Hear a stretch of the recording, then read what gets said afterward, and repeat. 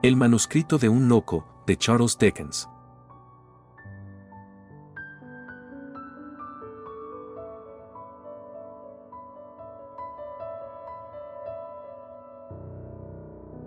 Sí. Un loco. ¿Cómo me habría herido el corazón esta palabra hace unos años? ¿Cómo habría provocado ese terror que solía invadirme a veces, haciendo zumbar y hormiguear mi sangre por las venas, hasta que el frío rocío del miedo subía a mi frente en grandes gotas y mis rodillas se entrechocaban de temor? Ahora, en cambio, me gusta. Es un hermoso nombre. Mostradme al monarca cuyo ceño iracundo haya sido jamás tan temido como la mirada de los ojos de un loco, cuya horca y hacha fueran tan seguras como las manos de un loco. Ja, ja. Es algo grandioso, estar loco, que le miren a uno, como a un león salvaje, a través de las barras de hierro, y rechinar los dientes y aullar a lo largo de la noche silenciosa, con el alegre son de la pesada cadena, y rociar y revolcarse en la paja, embriagado con tan bella música. ¡Viva el manicomio! Ah, es un lugar espléndido. Recuerdo los tiempos en que tenía miedo de volverme loco, cuando me despertaba sobresaltado y caía de rodillas, rogando ser perdonado de la maldición de mi raza, cuando huía del espectáculo del júbilo y la felicidad para ocultarme en algún lugar solitario y pasar las horas fatigosas vigilando el avance de la fiebre que iba a consumir mi cerebro. Sabía que la locura estaba mezclada con mi propia sangre y con la médula de mis huesos, que había pasado una generación sin que apareciera entre ella esa enfermedad, y que yo era el primero en quien iba a revivir. Sabía que debía ser así, que siempre había sido así, y que así sería siempre, y cuando me refugiaba en un rincón oscuro de alguna sala llena de gente y veía a todos cuchichear y señalarme, volviendo los ojos hacia mí, sabía que hablaban del condenado a la locura, y me escapaba otra vez a meditar en soledad. Así lo hice durante años, fueron años largos, muy largos. Las noches, aquí, a veces son largas, muy largas, pero no son nada al lado de las noches sin descanso y los terribles sueños que tuve entonces. Grandes formas oscuras con caras retorcidas y burlonas se acurrucaban en los rincones de mi cuarto, acercándose en la noche a mi cama para tentarme a la locura. Me decían con leves susurros que el suelo de la vieja casa en que murió mi padre estaba manchado de sangre que él derramó, con sus propias manos, en la furia de su locura. Me tapaba los oídos, pero dentro de mi cabeza gritaban, hasta hacer resonar el cuarto, que en una generación anterior a él la locura había quedado adormecida, pero que su abuelo había vivido durante años con las manos encadenadas al suelo para evitar que se hiciera pedazos. Sabía que decían la verdad, lo sabía muy bien. Lo había averiguado años antes, aunque habían tratado de hacérmelo ignorar. Ja, ja. Yo era demasiado astuto para ellos, aunque me creían loco. Por fin, me llegó, y me sorprendí de pensar cómo pude jamás haberlo temido. Ahora podía salir al mundo, y reír y gritar con los mejores del mundo. Sabía que estaba loco, pero ellos no lo sospechaban. Como me abrazaba a mí mismo con placer, cuando pensaba en el hábil engaño que les estaba haciendo, después de tanto señalarme y burlarse de mí, cuando yo no estaba loco, sino solo temiendo que un día llegaría a estarlo. Y cómo solía reír de alegría, cuando estaba solo, y que pronto se habrían separado de mí mis amigos si hubieran sabido la verdad. Podría haber gritado de éxtasis cuando comía a solas con cierto excelente y risueño amigo, al pensar cómo habría palidecido y cómo habría echado a correr si hubiera sabido que el amigo querido que se sentaba junto a él, afilando un cuchillo brillante y agudo, era un loco, capaz y casi deseoso de clavárselo en el corazón. ¡Ah, qué vida más alegre! Llegué a poseer tesoros, la riqueza se amontonó sobre mí, y yo me entregué a placeres 1000 veces multiplicados por la conciencia de mi secreto bien guardado. Tuve una herencia. La ley, con su mirada de águila, había quedado engañada y había entregado en manos de un loco unos millares de libras, objeto de discusión. ¿Dónde estaba el ingenio de los sagaces hombres de mente sana? ¿Dónde la destreza de los abogados, empeñados en encontrar un punto débil? La astucia del loco les había superado a todos. Tenía dinero. ¿Cómo me cortejaban? Lo gasté en abundancia. ¿Cómo me elogiaban? ¿Cómo se humillaron ante mí aquellos 3 hermanos orgullosos y dominantes? Su anciano padre, con la cabeza cana, me adoraba, con qué deferencia, con qué respeto, con qué devota amistad. El viejo tenía una hija, los jóvenes, una hermana, los 5 eran pobres. Yo era rico, y cuando me casé con la muchacha vi una sonrisa de triunfo en los labios de sus necesitados familiares al pensar en su plan bien organizado y su hermoso premio. Era yo quien había de sonreír. Sonreír. Reír a carcajadas y revolverme el pelo y rodar por el suelo con gritos de júbilo. Pocos se imaginaban que la habían casado con un loco. Un momento, si lo hubiesen sabido, ¿la habrían salvado? La felicidad de una hermana contra el oro de su marido.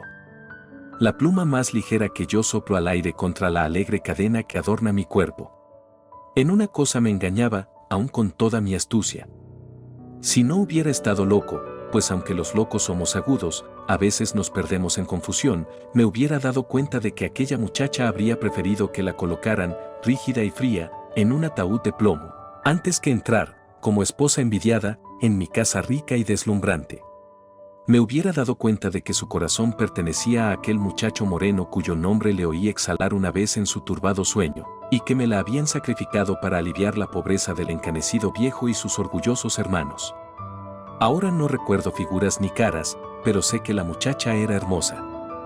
Sé que lo era, pues en las noches con claridad de luna, cuando me despierto sobresaltado y todo está en silencio a mi alrededor, veo, quieta e inmóvil en un rincón de mi celda, una leve y consumida figura, de largo pelo negro, que, tendida por su espalda, se remueve sin que haya ningún viento de este mundo, mientras, ella me mira fijamente, sin parpadear ni cerrar los ojos. Chest. La sangre se me hiela al escribir esto, esa figura es ella, su cara está muy pálida y sus ojos están vidriosos, pero los conozco muy bien. Esta figura no se mueve, jamás frunce el ceño ni tuerce la boca, como hacen otras formas que llenan a veces este lugar, pero es mucho más terrible para mí, más terrible incluso que los espíritus que me tentaron hace años. Viene de la tumba, y es como la muerte. Durante un año vi palidecer más y más ese rostro, durante un año vi caer las lágrimas por las tristes mejillas y jamás supe la causa. Pero la averigüé por fin. No pudieron ocultármela mucho tiempo. Nunca me había querido, yo nunca creí que me quisiera, pero despreciaba mi riqueza y odiaba el esplendor con que vivía yo, y eso no me lo había imaginado. Quería a otro. Esto no lo había pensado nunca. Extraños sentimientos me invadieron y mi cerebro fue ocupado por pensamientos que alguna fuerza extraña metía violentamente en él. No la odiaba, aunque sí odié al muchacho por el que lloraba todavía. Me compadecí, sí, me compadecí, de la mísera vida a que la habían condenado sus fríos y egoístas familiares. Sabía que ella no podría seguir viviendo mucho tiempo, pero la idea de que antes de morir pudiera ser madre de algún malhadado ser, destinado a transmitir la locura a su posteridad, fue lo que me decidió. Resolví matarla. Durante varias semanas pensé en el veneno, y luego en ahogarla, y luego en el fuego. Hermoso espectáculo, la grandiosa casa en llamas, y la mujer del loco desvaneciéndose en cenizas. Pensar en la broma de ofrecer una gran recompensa por la cabeza del culpable y ver a un hombre cuerdo balanceándose al viento por algo que no hizo, y todo ello por la astucia de un loco. Muchas veces lo pensé, pero por fin lo dejé. El placer de afilar la navaja día tras día, sintiendo el borde afilado y pensando en el tajo que daría un golpe de su claro y sutil filo. Por fin, los espíritus que tantas veces habían estado conmigo susurraron a mi oído que había llegado la hora, y pusieron en mi mano la navaja abierta. La agarré con firmeza, me levanté silenciosamente de la cama y me incliné sobre mi esposa. Tenía la cara oculta entre las manos. Se las aparté suavemente y cayeron sin ruido en su pecho. Había llorado, todavía estaban húmedas en sus mejillas las huellas de las lágrimas. Su rostro estaba tranquilo y plácido y mientras lo miraba, una sosegada sonrisa iluminó sus pálidos rasgos. Le puse la mano en el hombro, con suavidad. Se sobresaltó, era solo un sueño pasajero. Me incliné otra vez. Dio un grito y se despertó. Un movimiento de mi mano, y ella nunca hubiera vuelto a lanzar gritos ni sonidos. Pero me asusté, echándome atrás. Había fijado sus ojos en los míos. No supe cómo, pero me acobardaban y me asustaban, temblé bajo su mirada. Se levantó de la cama, sin dejar de mirarme fijamente. Temblé, Tenía la navaja en la mano, pero no podía moverme. Se dirigió a la puerta. Al acercarse a ella se volvió, apartando los ojos de mi cara. Quedó roto el hechizo. Di un salto y la agarré por el brazo. Lanzando gritos y gritos, se desplomó por el suelo. Entonces pude haberla matado sin lucha, pero la casa entera se había alarmado. Oí pisadas por las escaleras. Dejé otra vez la navaja en su acostumbrado cajón, abrí la puerta y grité pidiendo socorro. Llegaron, la levantaron y la pusieron en la cama. Allí estuvo inmóvil durante horas y horas, y cuando volvió a tener vida, mirada y lenguaje, la cordura la había abandonado y deliraba de modo salvaje y furioso. Se llamaron médicos, grandes hombres llegaron a mi puerta rodando en cómodos coches, con buenos caballos y espléndidos lacayos. Estuvieron junto a su cama durante semanas. Tuvieron una gran reunión y celebraron una consulta en otro cuarto, en voz baja y solemne. Uno, el más listo y más célebre de ellos, me llevó aparte y, pidiéndome que me preparara para lo peor, me dijo, a mí, al loco, que mi mujer estaba loca. Estaba junto a mí, al lado de una ventana abierta, mirándome cara a cara y con la mano en mi brazo. Con un solo esfuerzo, yo podía haberle tirado a la calle. Hubiera sido una gran diversión hacerlo así, pero estaba en juego mi secreto, y le dejé marchar. Pocos días después me dijeron que tenía que hacer vigilar a mi mujer, tenía que buscarle un guardián. Yo salí al campo, donde nadie pudiera oírme, y me reí hasta que el aire resonó con mis gritos. Murió al día siguiente. El anciano encanecido la siguió hasta la tumba, y los orgullosos hermanos vertieron una lágrima sobre el cadáver insensible de la que habían mirado en vida como alma de hierro. Todo eso alimentaba mi secreto regocijo y, al volver en coche a casa, me reí hasta que se me saltaron las lágrimas tras el pañuelo blanco que me había llevado a la cara.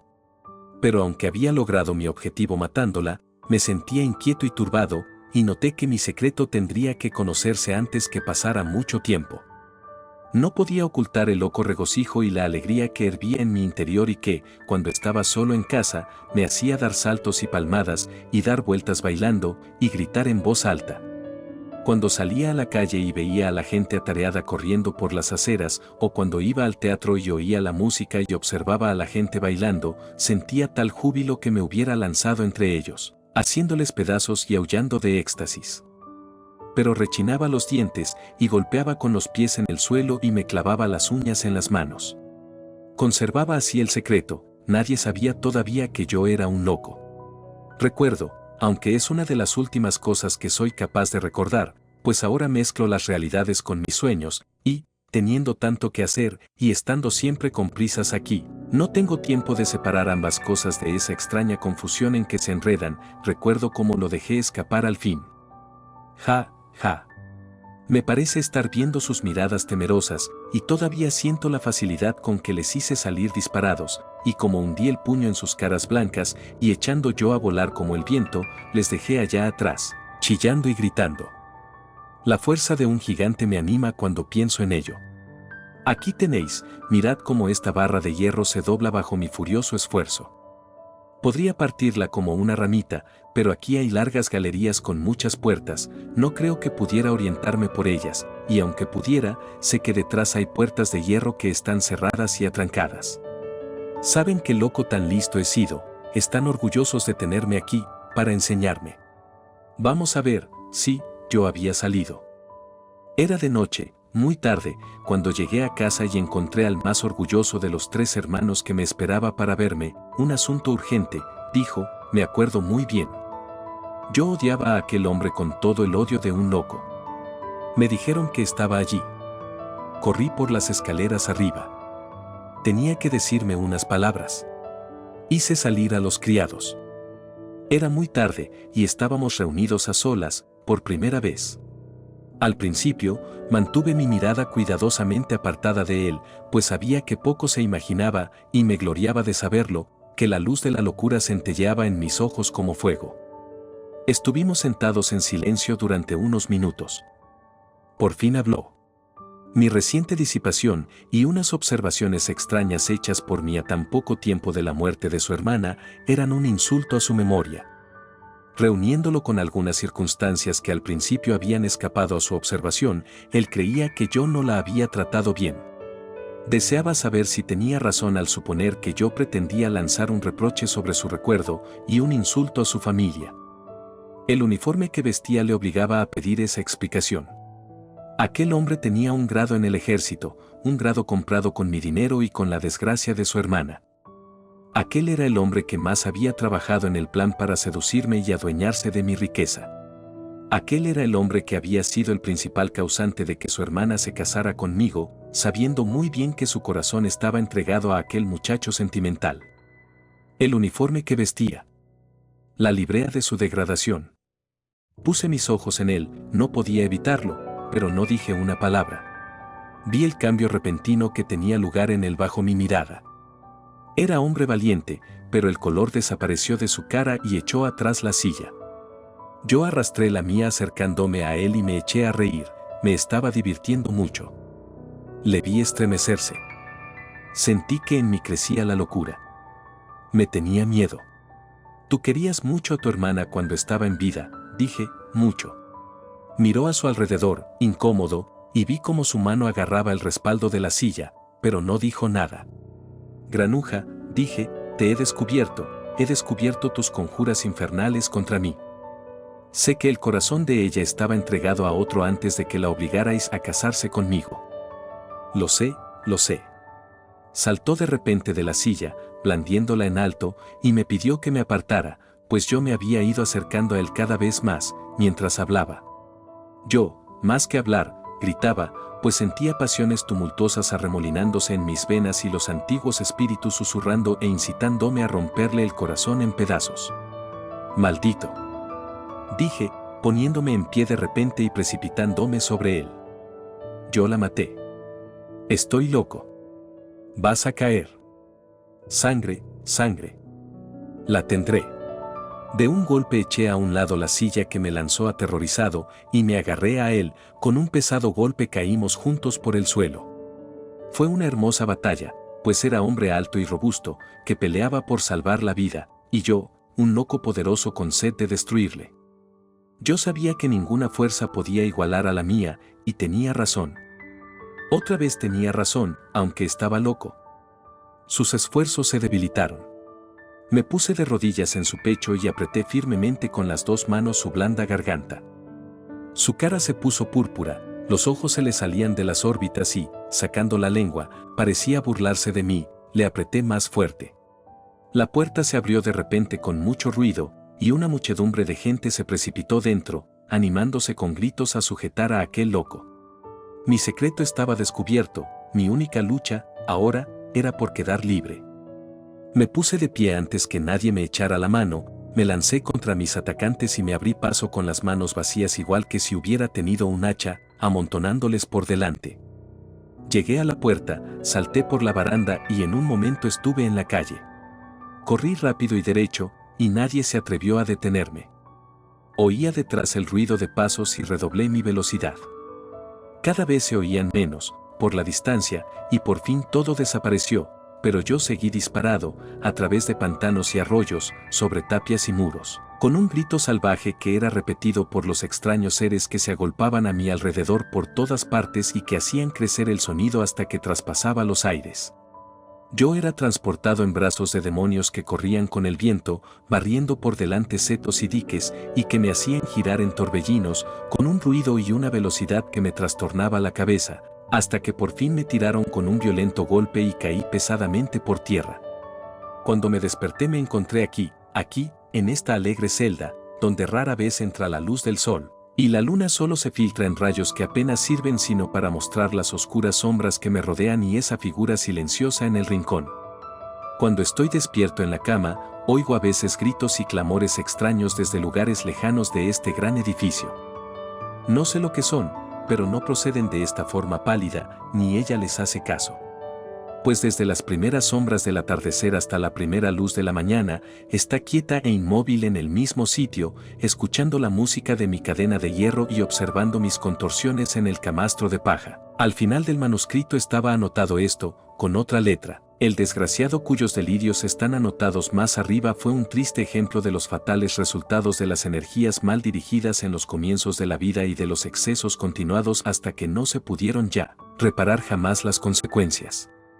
La desconsiderada depravación, la disipación y las orgías de sus días de juventud le causaron fiebre y delirio.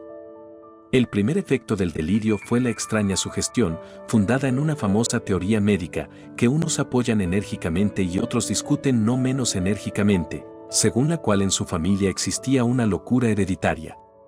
Esto le produjo una continua melancolía, que con el tiempo se convirtió en una demencia morbosa y, finalmente, terminó en locura delirante.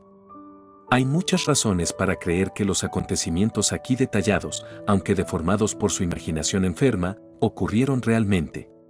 Solo debe sorprender a los que conocieron los vicios de su juventud, que sus pasiones, una vez que no estuvieron ya dominadas por la razón, no le llevaran a cometer hechos aún más espantosos.